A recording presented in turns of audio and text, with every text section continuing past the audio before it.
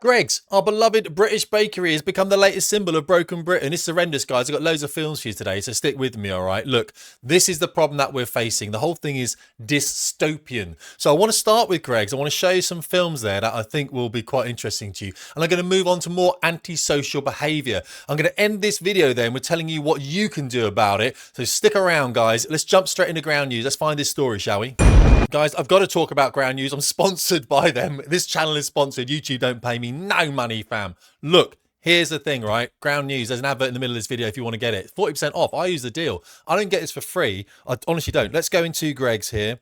Greggs shift food behind counter. Brilliant. The great thing about Ground News, and I will tell you this right now, there's only 3 stories on it, but we can tell one is a bit left-leaning, one's right, and one's centre. What this tells me is that this is a factually correct story. Greggs shift food behind counter to stop thieves. It's pretty I mean, we know what it means, and we know why that is. Let's look straight at the films. Okay, we can see people here in Greggs and just taking things, put them in a bag and walking straight out of the shop. Now, Greggs staff have been told not to deal with these people.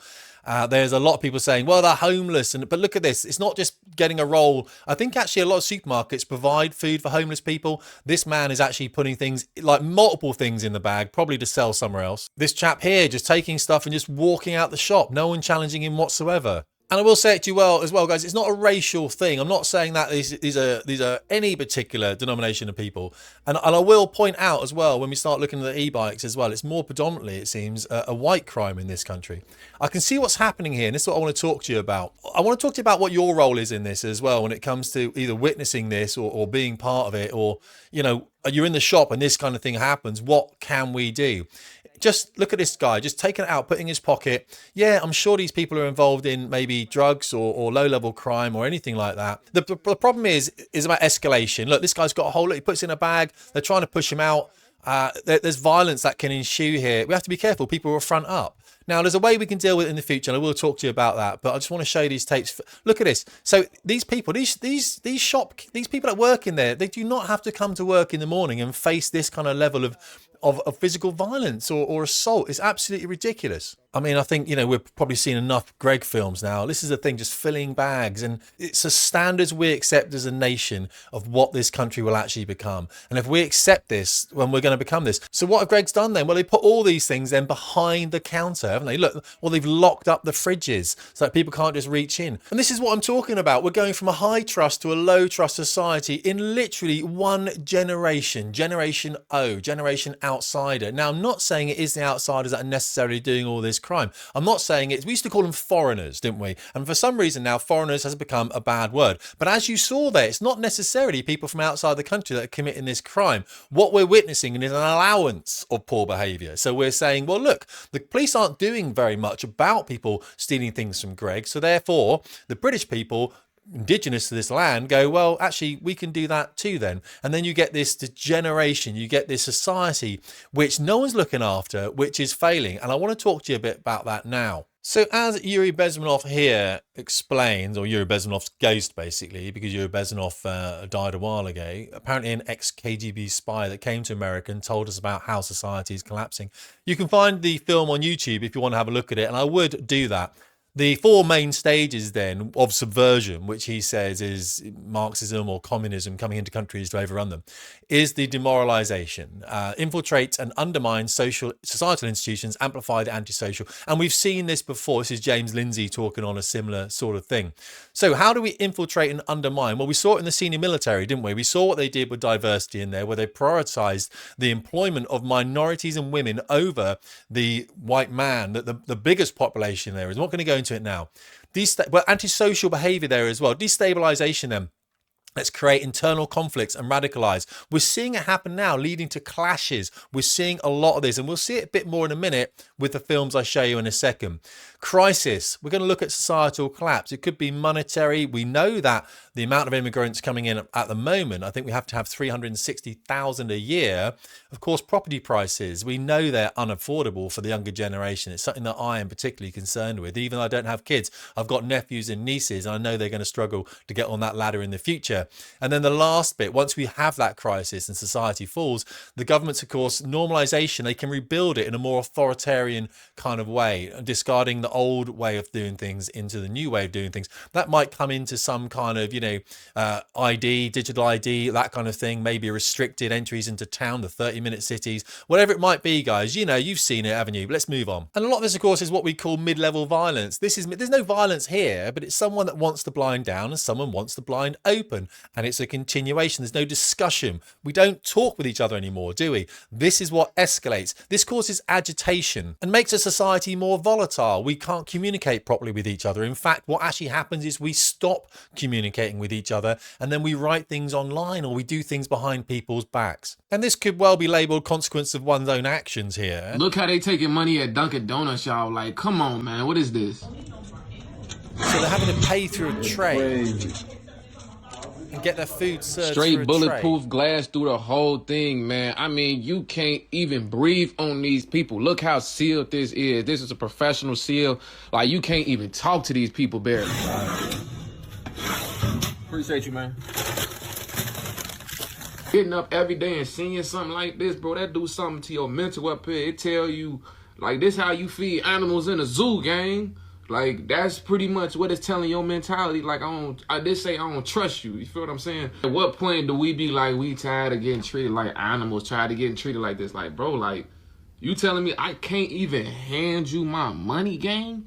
Like, bro, like, the people who be owning these don't be from the community. They don't be from the city. They don't. You grow up, imagine you see this every day for your whole life. And then you go to someplace else and you see them handing the money. You gonna think something wrong with you, gang. Like, it's crazy mentality. Apart from the fact that I'm now going to call you all gang, because that seems to be something that's worth doing, the young man makes a very valid point. Of course, bought and pretty much paid for within certain communities within his particular country, of course. And if we do go down and burn the Walmart to the ground over some BLM riot, well, basically Walmart are going to move out of that area, aren't they? And of course, we're not going to have a Walmart anymore. This young lady makes another valid point about antisocial behaviour within her particular community. Let's listen to this. Okay, ground news, guys. This is a 10-second advertisement. Normally I'd do a full minute, but I'm saving you the time. But if you click the link in the description, 40% off. It's about £7 a month. Stop being lied to by this mainstream media.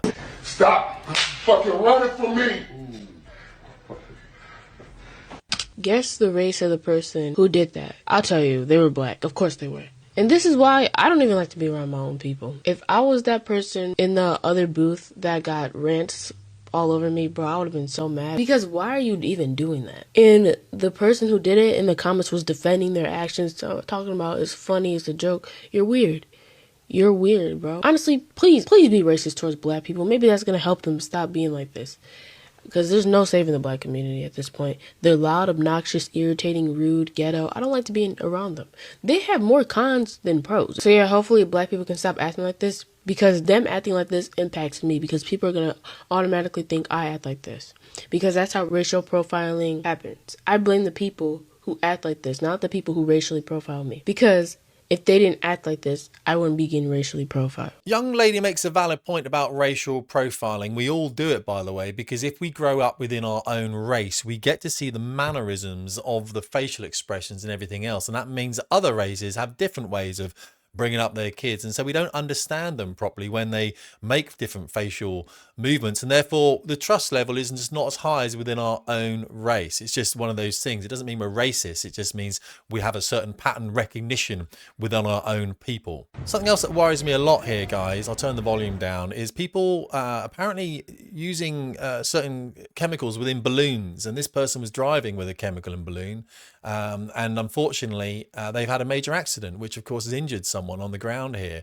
We're seeing a lot more of this now, this negligence towards driving discipline, and for me as a new motorcyclist, it kind of causes me a whole new challenge that wasn't really there before. So I am doing a lot of advanced training to make sure that I'm safer on the roads. And here we have a few more clips then of antisocial behaviour. One of the interesting things about this, actually, there's a lot of people that are being arrested for this phone snatching in London on e-bikes. Of course, the police are doing quite well to steal these bikes.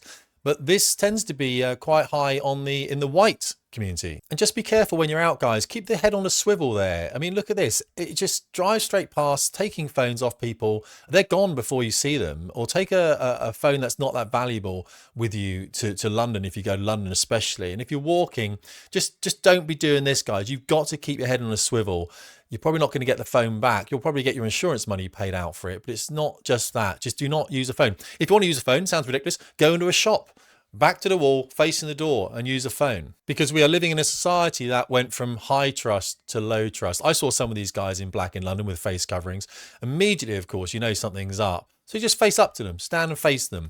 If you are aware they're going to leave you alone, they're going to go for someone else. And all sometimes we can do, guys, is just make them go for the next person. I'm not saying that's something that as a society we need to tolerate, but at the moment, that would just mean that you had your phone and then obviously go for someone else's. The police are doing quite a good job now of actually getting these people.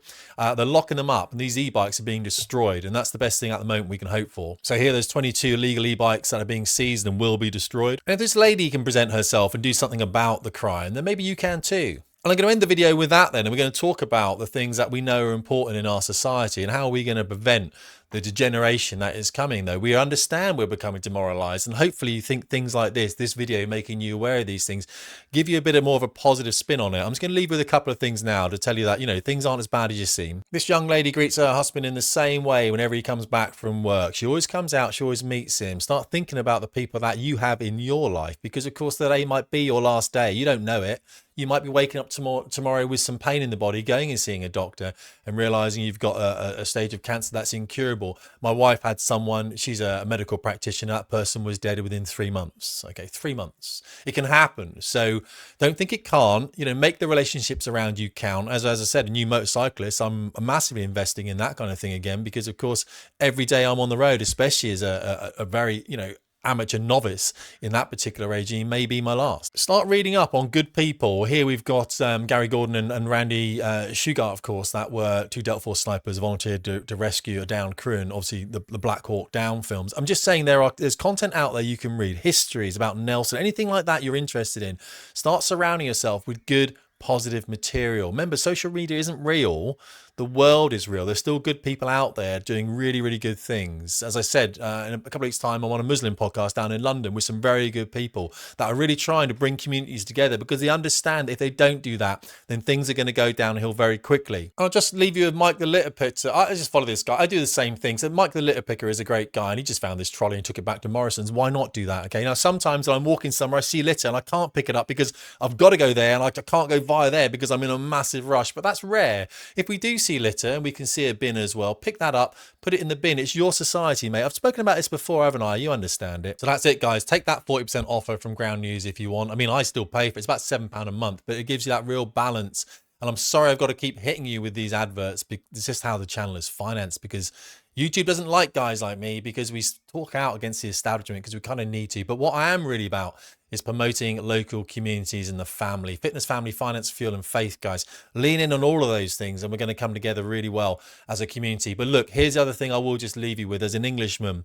And of course, as a Scotsman, a Welshman, a man from Northern Ireland, anything like that, guys, you know who I'm talking about. I don't use the term British because it's now just too generalised. Anyone can be British, can't they? Arrive in a boat, 2 weeks later, you're British, have a house for free. You know what I mean? You know how I feel about it. It's your duty as an Englishman, your ancestry dictates to you that you need to step up. You need to prevent these things like this. And if you say, well, Tim, but that guy might have a knife in Greg's, he might stab me up. Yeah, if you're with your family, mate, absolutely. Don't get involved in that, 100%. But if you're there and someone's doing something like that, then okay, if you confront them, they may confront you, but you can do other positive things. You can be there. You can be a force. As a man, you can be hitting the gym. Stand there looking at the dude. Make him know that you're watching what he is doing. He fronts up to you. Front up for him as well, mate. I'm 50. I'll still front up to these people. Come on. What do you want to be? Who do you want to be? What do you want your country to be? Get with it. Come on. The only way we're going to solve this, guys, I'm not going to rant at the end of this thing here, but is being stand-up citizens in the country that you want to be in for your friends, your family, that you're going to leave behind. What kind of legacy do you want? Best of luck to you guys. Tim Davies, Fast Jet Performance.